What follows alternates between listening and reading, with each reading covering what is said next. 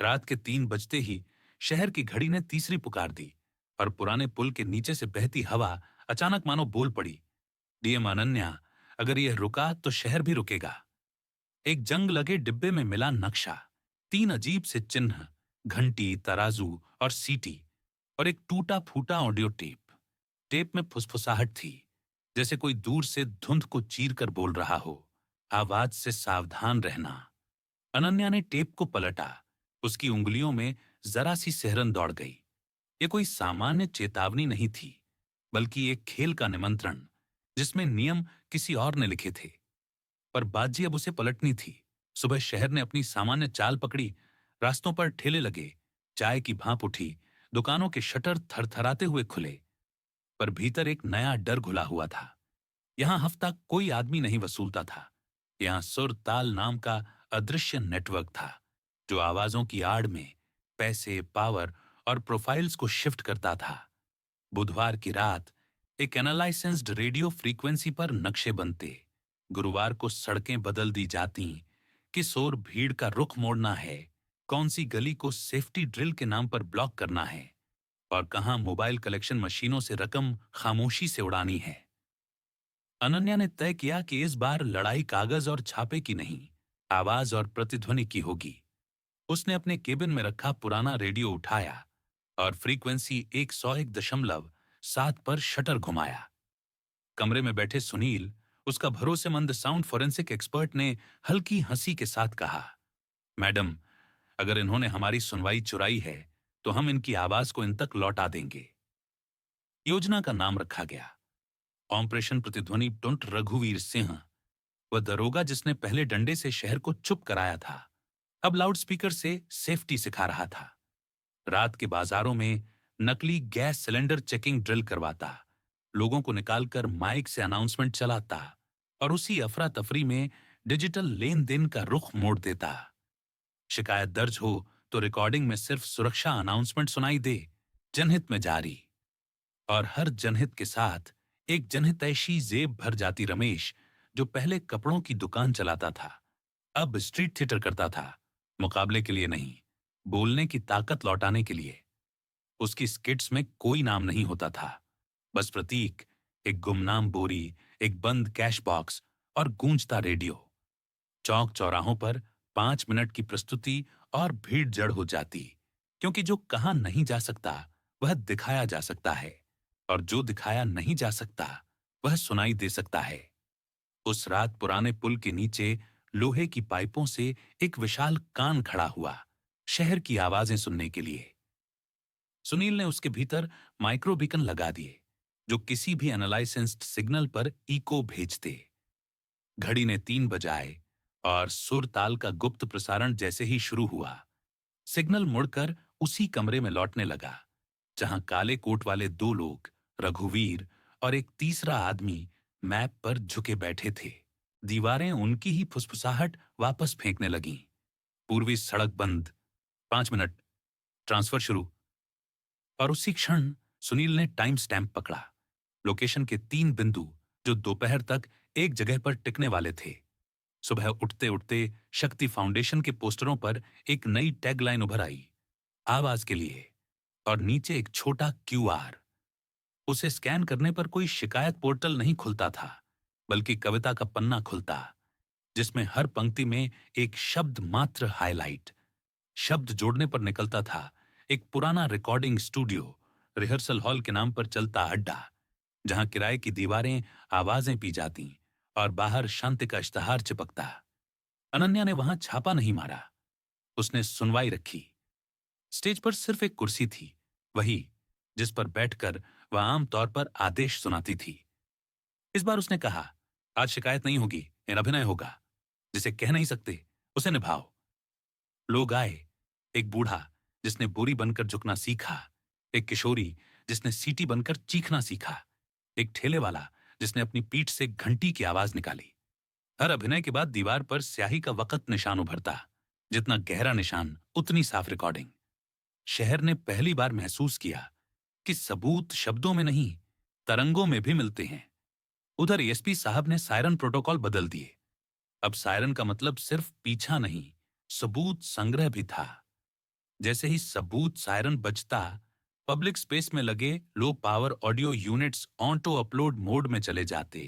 न चेहरों की भीड़, न कैमरों का डर, सिर्फ आवाजों के फिंगरप्रिंट्स। रघुवीर ने इसे पाला बदलने की कोशिश की। सहारा रात, जहां ठेले वालों को मुफ्त रोशनी और पानी मिलता, बदले में एक छोटा सा फॉर्म, बारीक अक्षरों में गोपनीय अनुबंध था कि वे अनधिकृत प्रसारण की सूचना देंगे। लोगों ने साइन किए, मगर उसी स्याही ने रात में ब्लीड करके क्यूआर बना दिया। स्कैन करो और नियम खुलते। तुम्हारी आवाज तुम्हारी है, किसी फॉर्म का बंदी नहीं। करण शेखावत सामने नहीं दिखता था।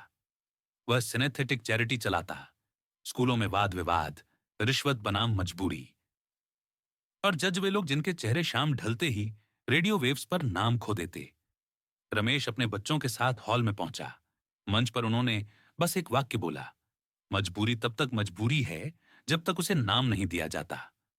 हॉल में ताली नहीं बजी, चुप्पी गहरी हुई, और चुप्पी अब हथियार थी। शाम ढली और डीएम ऑफिस में एक बॉक्स आया। अंदर पुराना टेप और वही 3 प्रतीक, घंटी, तराजू, सीटी। टेप चलाया गया। प्रतिध्वनि को रोको, नहीं तो शहर बहरा हो जाएगा। सुनील ने टेप से रूम टोन अलग किया। आवाज जिस कमरे में रुकती है, वह कमरे की दीवारों का रंग बता देती है।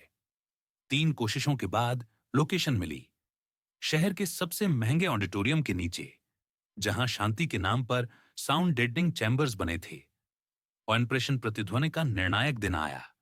ना रेड, ना हथकड़ी, एक सार्वजनिक जन ऑडिशन। ऑडिटोरियम के बाहर वही विशाल कान खड़ा था। भीतर जाने से पहले हर शख्स अपने फोन से एक वॉइस नोट प्ले करता और दीवार पर अपनी आवाज का रंग छोड़ाता। एक कमरे में दीवार पूरी काली निकली। वहां बैठे थे रघुवीर और 2 काले कोट। उनकी अपनी आवाजें लौटकर उनकी रिकॉर्डिंग में मिल रही थीं, जैसे कोई कन्फेशन खुद को लिख रहा हो। एसपी साहब पीछे के दरवाजे से आ चुके थे, मगर अनन्या ने हाथ उठाकर रोका। आज गिरफ्तारी नहीं, आज गवाही होगी। अगली सुबह शहर के चौक पर 101 तरंग रेखाएं टंगी थीं। हर तरंग के नीचे एक खाली पर्ची। लोग आगे आए और बोले, ये मेरी है, और साइन कर दिए।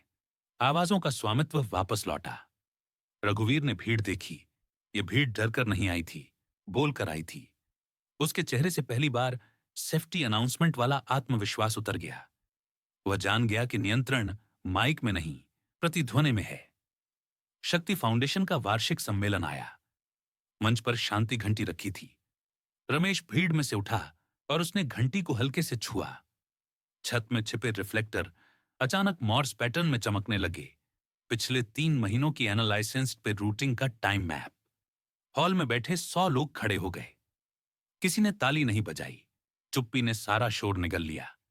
करण शेखावत बैकस्टेज की तरफ बढ़ा, पर वहां एक पुराने रेडियो से फुसफुसाहट आई, अब बहस तुम नहीं करोगे, शहर करेगा। उस रात अनन्या ने डायरी में लिखा, हमने किसी को बेनकाब नहीं किया, हमने पर्दा पारदर्शी कर दिया। सुनील ने एक वैन शुरू की। बोलो मत डरो, ओपन माइक, जहां कोई नाम नहीं पूछा जाता, बस रिकॉर्ड बटन दबाया जाता। हर हफ्ते उसकी प्रतिध्वनि प्रदर्शनी लगती, जहां लोग अपनी आवाज पहचानते, उसे अपनाते और उसे खोने से इनकार करते। महीना बीता। अनन्या के टेबल पर एक गुमनाम लिफाफा आया। उसमें सिर्फ एक पुरानी सीटी थी और एक पंक्ति, सीटी बच चुकी है। उसी शाम रघुवीर ने थाने की अपनी मेज खोली और पुराने कागजों के बीच वही सीटी मिली। उस पर खरोंचा हुआ कोड था, K17। शहर ने पहली बार समझा, खलनायक व्यक्ति नहीं, पैटर्न होता है। पैटर्न पकड़ा जाए तो चेहरे खुद दिखाई देने लगते हैं। अगले रविवार खुला मंच लगा। स्टेज पर अनन्या खड़ी नहीं हुई, उसने माइक्रोफोन खाली छोड़ दिया। लोग आगे बढ़े, एक एक करके। रमेश ने अपनी नई स्किट का नाम रखा, दीवारों की सुनवाई। बच्चे अंत में मिलकर बोले, जितनी आवाज उतनी आजादी। भीड़ ने तालियां नहीं बजाईं। भीड़ ने प्रतिध्वनि दी, जो दूर दूर तक गई और उन कमरों में भी पहुंची जहां दीवारें मोटी थीं और खिड़कियां सील। वहीं कहीं करण ने पहली बार लोकल रेडियो पर आकर कहा, अब बहस मुझे नहीं, शहर को करनी है। स्टूडियो के बाहर वहीं विशाल कान खड़ा था। लोग उसके नीचे खड़े होकर अपने फोन पर रिकॉर्ड दबा रहे थे, ताकि अगली बार किसी को आवाज उधार न लेनी पड़े। रात के 3 बजने को थे। पुराने पुल के नीचे हवा ने फिर फुसफुसाया, पर इस बार डर नहीं था। शहर जाग रहा था, और जागे शहर की आवाज किसी टेप, किसी फ्रीक्वेंसी, किसी अनुबंध में कैद नहीं होती। अनन्या ने रेडियो बंद किया और खिड़की खोली। दूर कहीं एक बहुत हल्की सीटी बजी, जिसका मतलब अब धमकी नहीं, संकेत था कि खेल बदल चुका है और अब नियम जनता लिखेगी,